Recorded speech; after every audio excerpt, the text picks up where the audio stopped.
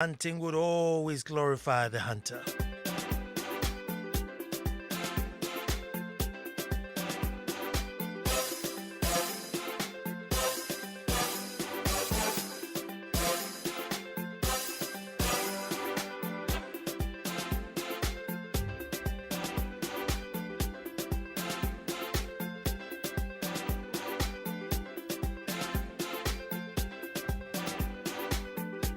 Well, we'll say that again.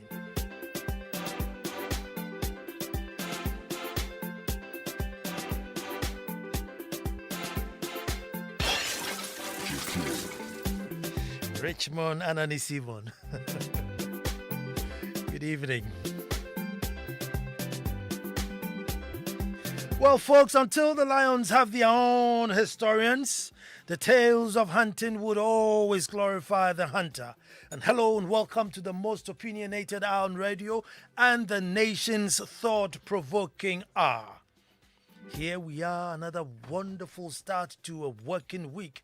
A blessed Monday. Joy 99.7 A blessed FM. Monday by all standards. And today, as usual, we gather around to make truth good.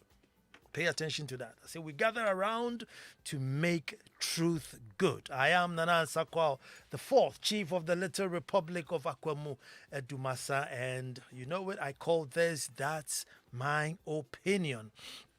It's that hour of the week where we can pour out from our hearts devoid of labels and tags. And today is going to be quite difficult, but that's what we're going to try and do. Pour out from our hearts devoid of labels and tags. And we can agree or disagree without insults. Most importantly, respect our differences. Folks, our topic today is the people versus Rasta. The people versus Rasta. Now, last week I said I was going to treat a very sensitive topic, but I pushed it forward a bit. Maybe I need to fine-tune it a bit more. It's quite sensitive. However, this Rasta issue has engulfed the nation, and people have been asking me, what's my opinion? And it's amazing when issues like this, break out. Folks want to know what my opinion is on the said matter. Sometimes I run away from it. Sometimes, I come and also share my opinion. And I'm going to do exactly just that. So, folks, the people versus Rasta. Now, I have listened to both sides of the debate. To cut or not to cut, to shave or not to shave in order to fit in. But before I even, do that as usual, permit me to take us all the way back a little bit. Permit me to take us back a bit. Folks, what we are going through is how we are programmed. Passionate Europeans at heart and sympathetic Africans. What we are going through is how we are programmed, folks. Passionate Europeans at heart and sympathetic Africans. Once you are able to go through our educational structure, you are most likely to come out that way. It's very difficult to escape. Now, one other issue that has been a major bane for mankind is that, folks, we all know we came from God. Each one of us, apart from a few who don't even believe God exists, there's different. But the rest of us, without a shadow of doubt, we all know that the Creator had a role in our existence. However, folks, returning to Him after our days on earth is served is what has been the major challenge for mankind. Yes, we all know that God created us, God has a way of us, whatever it is. But after our days on earth has been served, and returning to Him after our days is what has become a major challenge. Nations have gone to war. Brothers have killed each other. Enemies, families are broken apart. Enemies have been created, all in the name of which is the right way to return back to our Maker. The Jews are waiting for the first coming, still waiting for the first coming of Christ. The Christians are waiting for the second coming of Christ. The Rastafarians are waiting for the third coming. But that's a story for another day. Folks, When the first schools were set up, and the young ones were taken from their parents to come and start attending these fair schools, started from the castles before, conventional school was all started. One of the motive was to turn the children away from themselves, away from the ways of which their forefathers and their fathers had lived. One of the motives, folks, was to turn the children away from themselves. So you start school as an African and finish as a European. From language to dressing to belief to taste to way of life to your religion, including how to even keep one's hair, folks, were all prescribed for us in a military style boot camp kind of training. So you come to school in the morning and it is left turn, right turn, about turn. One of the things that I was never able to get my head around it was about 10, where the teacher says about 10 and you need to just literally spin around and face the other way, and he says about 10 again, and then you just spin around and come back and face the teacher. But we went through all that. And then you were beaten if you were not groomed well, and you were beaten if you spoke vernacular, and you were beaten for just existing. They broke you down into pieces. That was the original schooling system that was programmed for us. Again, folks, Africa was the only place where Christianity was not Africanized when it arrived. In most places, they took the seed and planted it in the local soil. But when it came here, they brought the soil and planted the seed in which they brought in it. Folks, you have no idea the damage done to us. Not to bore you, but when the Romans took the religion to France, the French said they wanted to play the organ in the church. The Romans were like, no. The organ was a pagan instrument. The French said, well, in that case, you can take your religion away. So, okay, that's fine. We'll let you play the organ. They went to Germany. The German says, no, this religion is too haphazard. There's no order in it. You must add some order. And so they had the order, which you have today, where you get to the church and then there's an opening prayer, there's a closing prayer, there's this sermon, there's that sermon. That was the German influence in the religion. That no, you can't just come here today, we start with the opening prayer, tomorrow we are starting with the song, today we are starting with praise and worship. No, you must have an order. Folks, when it got here, right, they started with the Gans. The Gans wouldn't have this religion. It was just too alienated to them. And when they were going away, somebody says, why don't you try the guys on the hill? They're quite, cool.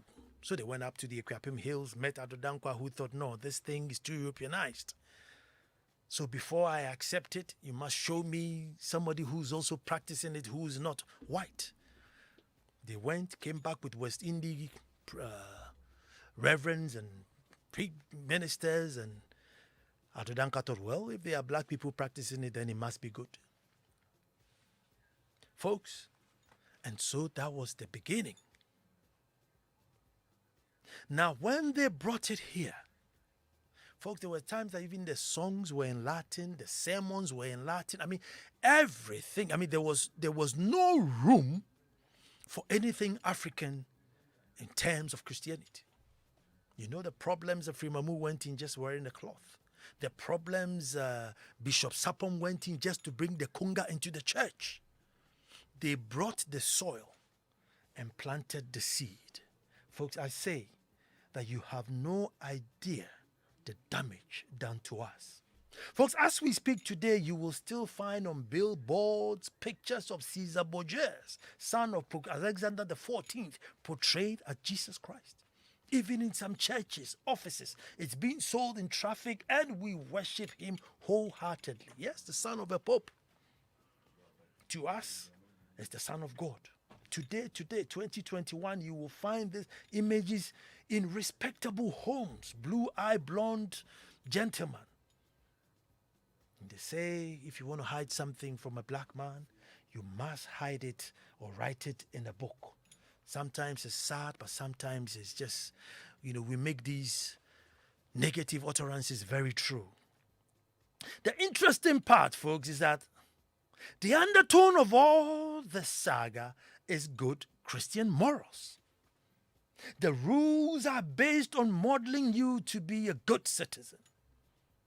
Told that Chimota has a 100-year-old tradition, and this tradition has produced great men and women who conformed to the rules in the past. So why should we change it now because of your faith? When you were choosing the school, you should have considered whether the school would accept your locks. These are some of the arguments. I've also heard the general cutting of hair that it creates uniformity. The natural African hair is not the easiest to maintain. And particularly in the school setting, it will take up too much time in grooming. So to avoid all the wahala, let's just shave it off. Also, some parents are poor, and their wards may not be able to keep up with those of the rich kids. The hair, and so let's just uniform it. The other argument, the hair lice may break out in the school, which we'll call the hair hazard. So in keeping the hair, you could be causing a health hazard. All these are arguments that have been generated. Folks, ironically, the same Bible which we use as a basis to westernize tells us that John the Baptist, as a Nazarite, had locks. Obviously, if he was the one to baptize Christ, he wasn't going to baptize him to become Hindu or baptize Christ to become Islam or even a Catholic. Most definitely, he will baptize him to be a Nazareth, who in their faith kept their hair. I don't think this is so much hidden from anybody, that Christ kept his hair based on his faith and his tradition and culture where he came from. Folks, how many true rastas do we even have in Ghana? How many true? I'm not talking about those who are just keeping their hair locked as a fashion, but those who submit to Haile Selassie as a divine one. How many of them? Folks, you see, the truth is that we just don't trust that look. No, we just don't trust that look. Admittedly, quite a number of Rasta people have not kept themselves neat enough. Unnecessary red, gold, green, unnecessary camouflage, and generally an unkept appearance. So those Rastas who are neat have been tarred with the same brush, unfortunately. That's the truth of the matter. Rasta man are busy, big, unnecessarily wild. But then there are those who are smart. But unfortunately, we have put them all in one bag and tied them with the same brush. Just like you hear Boko Haram and you hear this, and somebody say, oh, they are all Muslims. No! If you were to go by the Muslim dictate, those people are not Muslim. They're just political activists, just causing a rout. But unfortunately, we put them all in one basket and tie them. Folks, I've been there before. Oh, yes. Once upon a time, I was to meet a guy in Stansted Airport. I'd never met him before. Through a friend and a friend who was dealing, sort of a business partner. He's going to show us some machinery in Sweden or something. So he's going to give me the address to go to Sweden to have a look at these machines. My mom was on holiday by then. I only had a 2-bedroom apartment. So when I was going to pick this guy up from the airport, the conversation between me and my mom was that who was going to give his room up for this guy who's a visitor when he comes? We didn't know. So I said, okay, mom. Well, because it was my flat, I had a bigger room than my mom. So I said, mom, you know what? When I pick him up, I will call you so that we decide where this guy is going to stay. So I go to the airport and I'm there and I'm calling and calling. So as soon as I call, somebody picks up the phone, I wave, he waves back. There he is, gentleman with dreadlocks. I cut the call, I call my mom, I say, mom, nobody's giving up their room. He's sleeping on the couch. Mom says, why? I said, don't worry, he's sleeping on the couch. Why? Because he had dreadlocks. As soon as I saw him from there with the dreadlocks, I concluded that nobody was even going to give up their room. He would sleep on the couch. Folks, it turns out, right, it turns out, I mean, he's one of the nicest gentlemen I've ever met. He's honest, loyal, has a beautiful family, and he is far, far, far richer than me and my culture that I put him on. But I just judged him from the first appearance because that's how I was brought up. Not to accept any diversity. The fact that he's got locks, that's it. I wrote him off. The fact that he had locks, I wrote him off. I concluded. And he's one of the finest persons that probably I've ever dealt with, in terms of business. Folks, with this 100-year-old culture of shaving our hair, if it doesn't even go further back, look around, folks. Have we been able to live up to expectations? The corruption, folks, is it not by the people who kept their hair low? The filth, the death on the road, the current gold track, blue track school that's messing things up. The excessive borrowing of the nation where everybody borrows, and generally the culture of making the country worse than what it is that we inherited. Is it not all a product of shaved hair students who are now adults and running their affairs? What did we do? Folks, until the content of our character becomes a much more significant thing rather than our looks and appearances, and the check should be long and the check should be this and the check should be that, and everybody should be as if we were in a military camp. Everybody should wear camouflage, everybody should wear. Folks, haven't we gotten to the stage where those things do not work anymore? One day I'm going to do a show and find out why there are so many people in the classroom anyway. I mean, there's just too many of us in the classroom anyway, but that's a story for another day. But my question is, we are focusing too much on the aesthetics. The character doesn't bother anybody. His hair is too long, that hair is too short, that sandals is too shiny, that the heel is too long, and we become so obsessed and petty. And so children come out of the school and because that's all they know. His belt was bigger, that belt was stronger. Just those aesthetics. Folks, for a continent that imports $150 billion worth of wigs and cosmetics to make us look Western,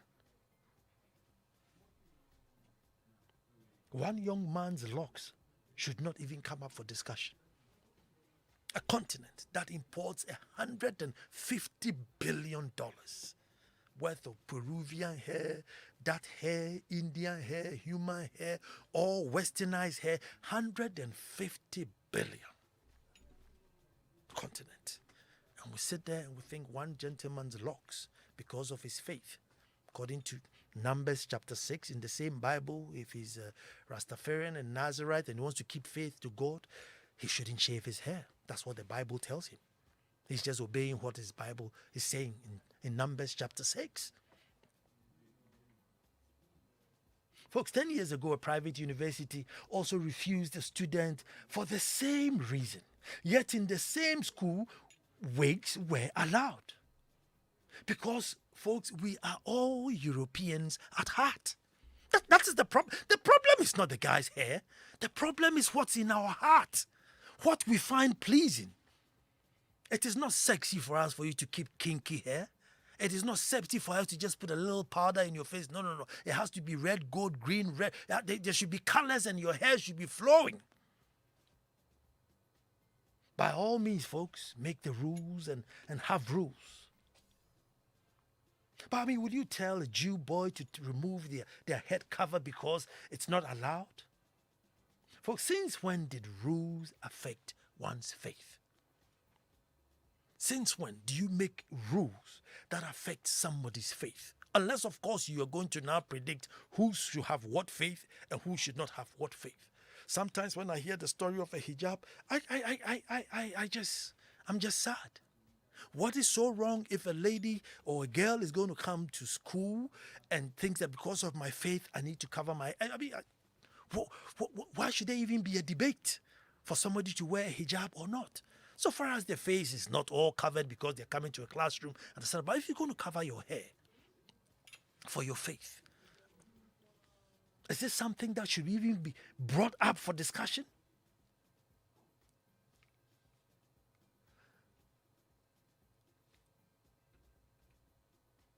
And you hear examples like, well, if he's going to bring his locks to school, then I want to wear tattered jeans.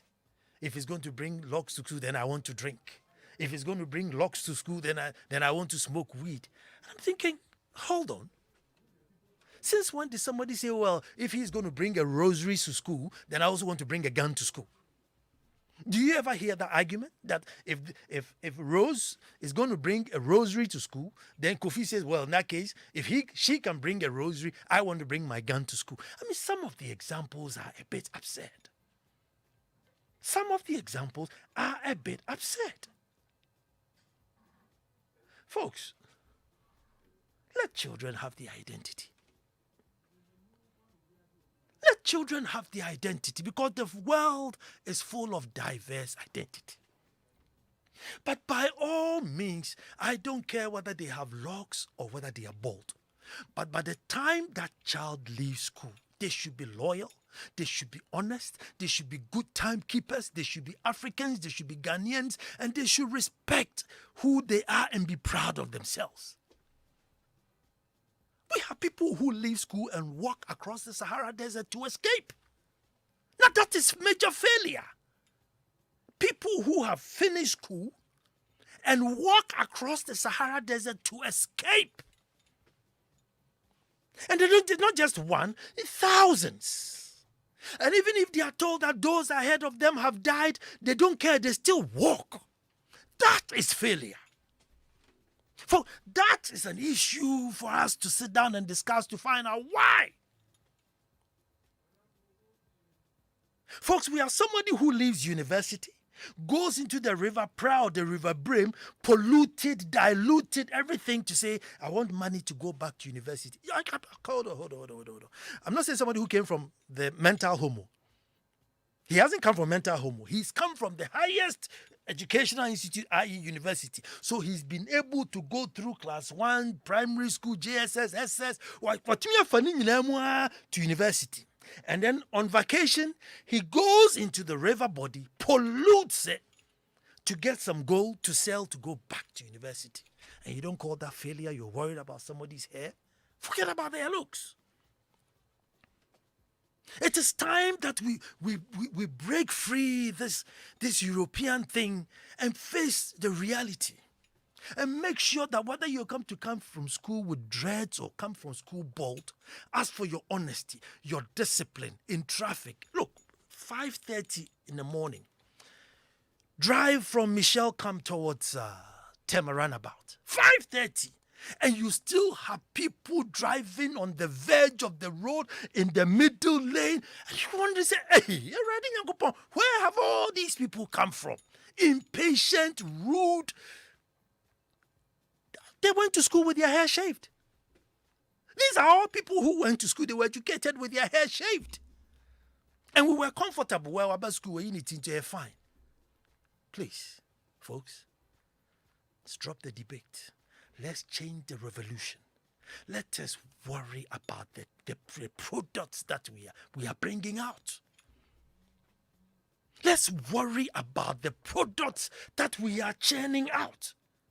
Because, my God, we are churning out some strange things, man. We are churning out some strange things. And believe you me, 99% of them all went to school with the prescribed haircuts. They all went to school with prescribed haircuts. And still made nothing out of themselves other than filth, indiscipline, lawbreakers, cutting corners, dishonesty, lying, bad work attitude, bad timekeepers who cheat and lie at every expense. but their hair was the right length during school.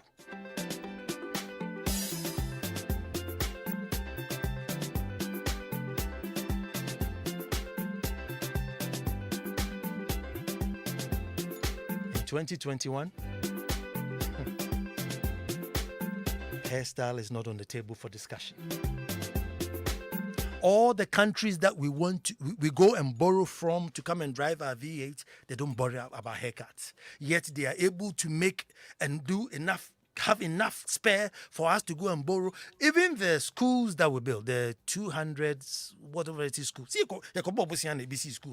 The countries we went to borrow from, go and see if they've cut their hair. Yet they made something out of themselves to get enough for us to go and borrow to come and build school to shave our heads. The issue is not in the head shaving, but the content of our character. Pepsodent has a message.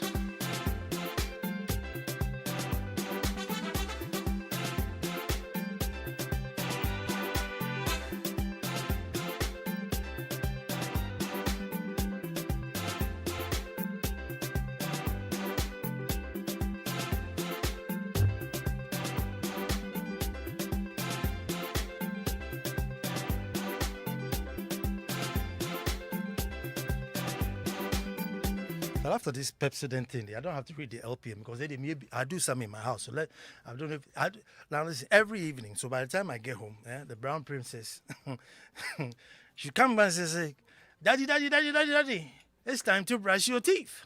So we'll go to the bathroom, and she has a little stool because she can't reach the sink. So, and this stool, they'll normally pack towels on the stool. So she'll pick all the towels and dump them somewhere. She'll put the stool in front of the sink. And then she'll jump on it. She'll take her brush. Now we have this thing where, when I take the toothpaste to put the paste on her brush, she'll be moving it. And then I have to try and catch the brush so that I can put the paste on it. So that alone will take about half a minute before I can get a brush. And then I'll have to put the toothpaste on mine too. And then we start. Now from that time, so I'll brush hers, and then she'll take the brush, and then she also brush mine a little bit. And then, then after, we both brush each other. So now what she do, she look at me and imitate. So as I brush the front, she also brush the front. She also brush, And then the final part is when we're going to rinse, So everybody takes the cup. And so we all have to pour the water in our mouth at the same time and then and spit at the same time, period, at the same time. At the same time. That's my Pepsodent story. So that's right, brushing is better together twice a day, and it's the way to go. So invite the family to brush with you.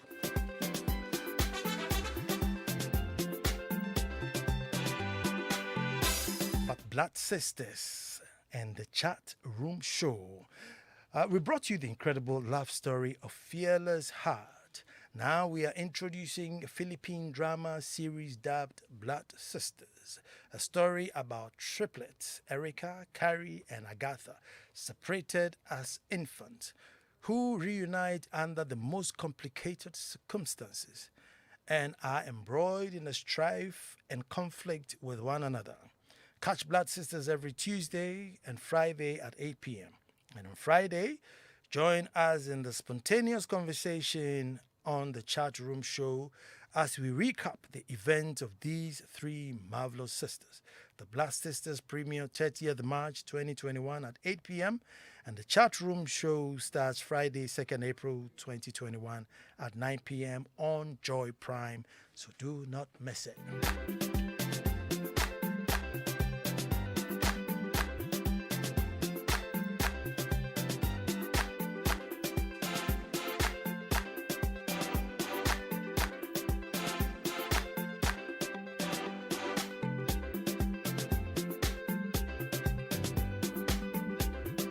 Well, it's 0302-216-541. 0302-216-541.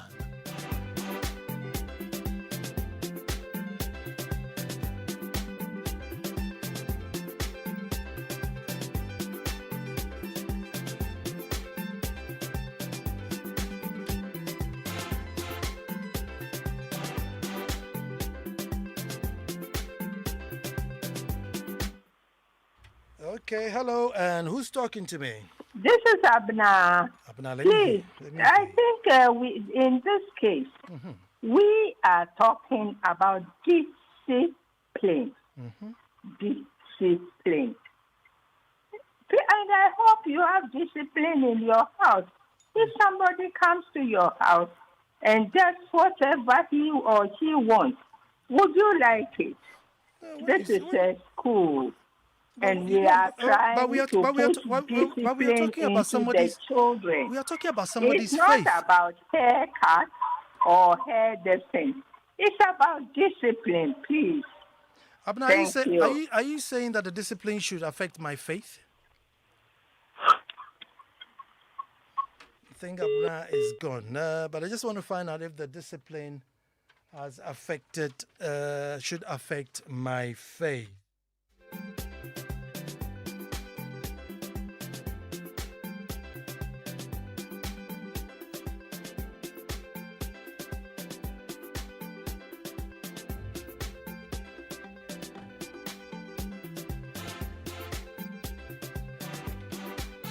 Well, as I said, Pepsodent was a Pepsodent moment, you know. The story I told you about the princess was a Pepsodent moment. And make sure it's definitely Pepsodent. Hello, who's talking to me? Hello, sir. This is Kay. Okay, let me hear you. Okay, so good evening, and thank you for your submissions, okay? Yeah. I think maybe I have just 2 points to make. I know I'll make it quickly. There are other people who would like to share theirs. Sure. But I would like to probably start with my concluding statement before I even go to where I stand. I think at the basis of it, everybody should just calm down. Rules don't just change.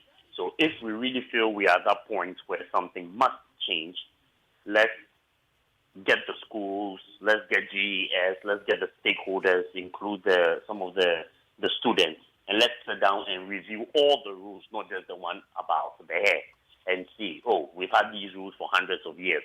Which ones apply? Which ones make sense? Which ones don't? Let's see, can we sustain any change we make? Do we have a good teacher-student ratio to do this? Does it have any financial implications? Because sometimes you may have a need to make a change, but you may realize that when you do the change, you cannot sustain it, and you might actually end up worse than not. So let's just keep calm heads, and let's arrive at a compromise that is carefully thought through. But this is what I'll say. I like the fact that you asked the previous caller a question about the religion. But here's the thing. Because of this, I had to go and try and read about other foreign religions that I know when they come to Ghana, we would have issues with. If someone came to school and said, I'm a Satanist, how will we take it? I went to read what they believe and what they are permitted to do. And I asked myself, it may be a good thing, yes, on the basis of faith. But then are we really going to accommodate every faith? The honest truth is, I don't think we will. We may seem like because it is about the Rastafari, so it's okay. But the question is, who will determine how far is too far? Who will determine that, it's locks, and I don't have a problem with locks, but then who will determine when someone comes and says, my faith says I should walk naked, my faith says I should do A or B? At that point, who would say it is too far? Or who would say it is okay? And there, at that point, we may disagree again. So for me, I don't think we should just be on social media and do this discussion. I think cool heads must prevail, and let's see, is this something we are ready for? Thank you very much. What was it? Eunice. Eunice says, Nana, discipline. Don't cut in when somebody is talking. Eunice, no point noted. 0302216541. Hello, who's talking to me? Nana. Yes, sir. I greet you. I greet you back. Your strength, Derek. Let me hear you. By the way, before I start, let me take the opportunity to wish our president a happy birthday. Now, to the issue. The issue is we are being so mean, not being patriotic and disciplined. We're missing the mark. Let's set our priorities straight. This is not about being a Rastafarian, being bored, being beef. What is in the heart is what we need now. Nana, you said it right. If you go on our streets now, the recklessness with which we see the accidents compounding are people that are well educated. The semi-militaries are rather in line because they cannot dare the police and the authorities. There's someone who will say, do you know whom am I? Is he a Rastafarian?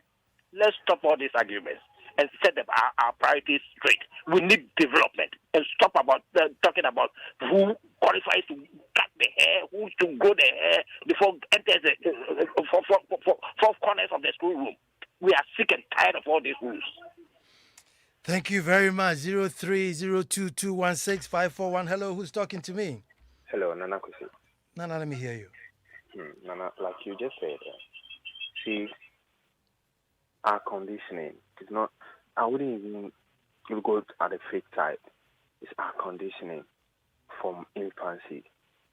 Can you imagine your daughter bringing a meal in your home saying that it is the man bringing out there? The moment they see that is dreadlock, that is it. Look into the society. When you go to church, everywhere you go, the moment you are in dreadlocks, you are looked at in a certain way. So it's not this issue is not just about this gentleman. I don't see it as it being as this gentleman at all. It goes way, way, way, way down. Now look at something. Anytime I go visit my mom and she sees this gentleman with dreadlocks nicely done, she'll be like, you look at them. And I'll be like, Mom, I like it too. Because truly, I really like natural things. So natural hair and those kind of things. No, if you know, I really, really appreciate it. In fact, I wish that I could grow mine like that. And I realized, Mom, so can you imagine me coming home with this kind of hair? Would you say that would you say all the things you're saying about this gentleman about me? No, you raised me very well. And then she'll sit down and look at me in a certain way and be like, I'll be like, yes. So you are judging this gentleman because you think he's in dreadlocks. You think he's in dreadlocks. And this Jesus Christ photo thing you said there, that's what even bothers me the most. You people have long hair with fake pictures of Jesus Christ in their home, worshipping them, and yesterday see a fellow man walking in dreadlocks and they are hating them. What kind of people are we? We need to read a bit more. We are worried about their haircuts rather than the contents of their character. Ansah Kwao IV, that's my quote. Discriminating about Asians, whites, and blacks. Allow them long hair because Caucasians do send, and it says white privilege in Achimota. In association, all girls of all race, including black, can have long hair so long as it's their own and it's not fake. I do agree with that. This is Dr. Susan Inti. Hello, who's on the phone? Yeah, no. Yes, sir. I'm good, my brother. This is Come again, your line was bad. Ajman from tonight, man. Oh, Ajman, let me hear you. Yeah, and I think you have balanced the whole issue, but may I know your take on what you just said? I mean, are you for or against? For against what? I mean, I want to know your opinion on that statement, like the issue you are discussing now. Oh, no, I'm not bothered about somebody's hair. If I was an educator, I wouldn't bother about the hair. So far as you keep it neat, my worry is that the person who comes to my school that leaves would be a good citizen. That should be what we should be worried about. There are too many impatient and angry and disloyal and dishonest citizens. Hairstyle it doesn't even register on the radar. Yeah, and like you made mention that a higher percentage of school pupils and students are having their haircuts down, and yet they're having a lot of challenges and indiscipline all around. So it tells you that the hair is not the problem. But I can tell you that if it is not being curtailed, then it will be worse. Because listen to me, in the military, they always go in uniform. They do everything in order. Discipline is a hallmark of military. I can tell you for a fact but life is not the why they are able to combat and combat well. No, but Ajman, life is not the military. And the dreadlocks, as compared to a cornrow that the ladies put on, I mean, can you give me the difference between dreadlocks and cornrow? Yes, of course. I mean, dreadlocks is your own hair that you've locked it up. Yeah. And So cornrow if is you say, something that you no plaited. that shall touch your hair, so you leave the dreadlocks on. And somebody also says that I'm doing afro. Then where are we heading towards? Well, so far as you can keep the Ajimai, this same UK, America that give us the monies to build our schools to shave our hair, they don't shave theirs. But how are they able to make it for us to go and take money from them? And it's about time that we should see ourselves as Ghanaians, and our tradition doesn't permit us to do something. Because now it is religion versus the rules and regulations in our school. So if hairstyle should be taken away from our rules and regulations, then you can say dreadlocks can be accepted. But if hairstyle is being considered as part of the rules and regulations, then I foresee that dreadlocks shouldn't be allowed. No, Ajimai, dreadlocks because it is part of his faith. Not so they bought life. He's a rasta man. Versus rules and regulations. Of course. Of course. Ajimai, what if you came to school and I say you're not allowed to use the Bible? Would you accept it? Exactly, because it is your faith to read the Bible. So, in this school, you don't read anything. In fact, Bible, are you going to say, hey, it's against your faith? Of course you would. Hello, who's talking to me? Hello, Nana. Good evening. This is Edward. Let me hear you, Edward. Well, Nana, thank you very much. In fact, I have said that you have to be one of these, our greatest leaders of this country. You come with, in fact, good topics for us to discuss. Nana, we have a problem as a country, and this problem is about we copying the ideas of the white man in a blind way. We have forgotten that these rules and regulations that we are copying from them, those that gave us these rules, they allow people to come to school with these laws. But we come here, modify these rules, and add up that we are not going to allow people to come to school with dreadlocks. What are we doing as a nation? In fact, there are so many important issues for us to be discussed as a nation. I remember that midnight, 7th January, when we finished voting, and then we are supposed to go and sworn in our MPs and then elect a new Speaker of Parliament. Look at what transpired over there. These are the people that were being taught these kind of principles, but yet when they come out, they practice the vice versa. So what do we mean if we are not going to allow people to go to school with dreads? Does it have any influence on their character towards our education? We don't have to be, copying people's culture in a blind way. I agree. You see, there's this church who don't say the pledge, right? Which church? Is it Assemblies of God or Jehovah's Witness? One of them. They don't say the pledge. And when we are in school and you are saying the pledge, they don't say it. Are you going to beat them and say that, hey, in this school you have to say the pledge? You don't, because that's their faith. So I'm saying, we're not talking about somebody who's come to school and says, life into me per logs. No, it is his faith. So that's the thing. It's not he wants to make a fashion statement and against the rules. No, that's his faith. Hello, who's talking to me? Hello, who's talking to me? Yeah, this is Mark. Mark, let me hear you. Yes, I want a little clarification. Sure. Were they disallowed because of their religion? No, they are disallowed because of their hair. So I think it's more about the rules. So we are making it a religious issue. No, because they kept the hair because of the religion. That's the thing. So doesn't mean if you're bald, you can't be a rasta. Well, but it's an option. No. If I opt to keep my hair, because according to number 6, if I want to be, true to God, I should keep my hair. You can also decide that, well, I interpret it this way. So, it's one of those things. In the same country, after when you finish your scan cycle and you're going to a tertiary, you can do whatever you want. So I think it's about a matter of you see, if we can't live in a society without rules. If these are the rules of the institution, which we are all very much aware of, I think it's very unfair. First, when people will come in with satanism and say that their religion allows them, the moment you start It's the hair. You They said the hairstyle. They never Mark, said is anything it not amazing that, I mean, if I take the Bible to school, you won't come to school and say, oh, well, if you brought a Bible, then I'm also Satanism. If I take maybe a rosary to school, you won't say that I'm bringing a gun. But as soon as I bring locks, all of a sudden, I will come to school naked. I will come to school as Satan. I mean, what makes all the locks different from all other insignia that we use for religion? I'd rather divert the. It's not about religion. It's about appearance and a certain conformity. You can't be. It's an institution. We have young people. You have to conform. People shouldn't feel excluded or different from others.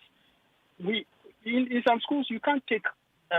Some of these kind of schools, when you go, even the provisions that you go, you get, there's a small box that you have to fix your provisions. Anything more than that, you take it back home, because they don't want someone who is less privileged to feel that this person has more money and all that. They want to at least level everybody. Everybody should feel the same. So I think. Thank you very much, Mark. Thank you very much, Mark. It's a level playing field. I get you. Like you said, we are all going to appreciate each other's differences. But it's an interesting debate. It's an interesting debate.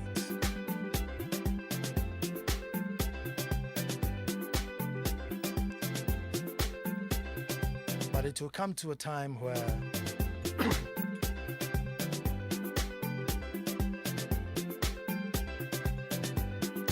we'll sit around the table and have a bigger discussion in a higher place.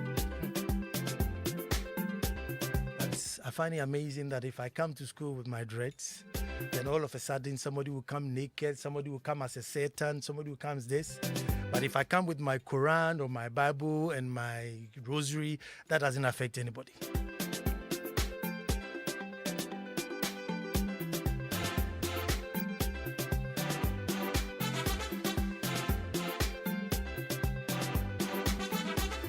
My wife is being on the phone. She's definitely against it. She's definitely against it. She's saying that it's not African to keep dreads.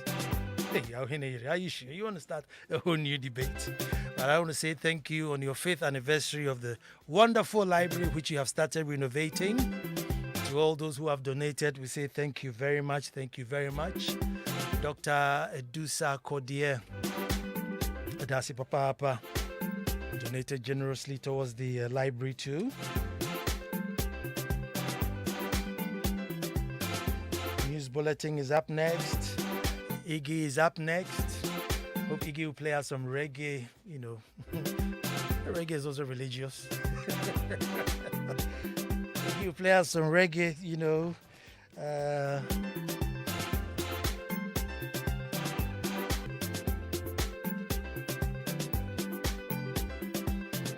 Well, folks, my name is Nana Ansah Kwao, and until the lions have their own historians, the tales of hunting would always glorify the hunter. Next Monday, we'll be back to do it all over again.